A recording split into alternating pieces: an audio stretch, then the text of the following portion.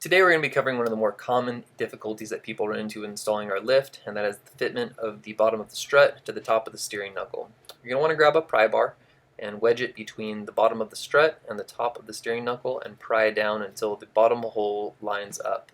Then you're going to tap the back of the strut with a rubber mallet and wait until the bottom hole lines up, then insert your bolt. Once you've got your bottom bolts in, you can work your way up to the top. Go ahead and tap on the top of the steering knuckle until the top hole lines up. You want to make sure that you're using a rubber mallet and not a standard steel mallet or a hammer. This will damage that steering knuckle if you are using anything made of metal. Once that's lined up, you can grab your bolt and insert it in the top.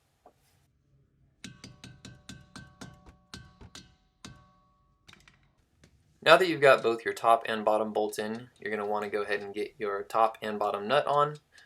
These are both 22 millimeters, so you'll need a box end wrench and an impact and socket.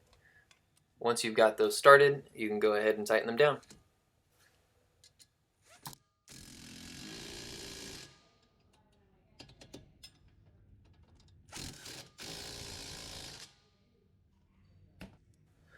Next, you want to move on to your brake line and ABS line. Sometimes it helps line these up prior to setting them on the strut. There is a little notch that these both have to set in. Then grab your 12 millimeter bolt and get that started.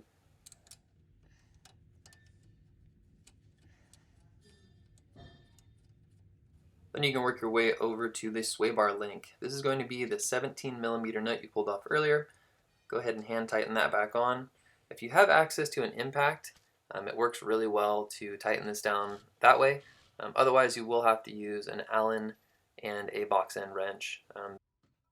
Then go ahead and tighten down your 12 millimeter that holds your ABS line and brake line to your strut. And last but not least, you'll want to make sure to reclip the ABS line into the plastic holder. And you're done.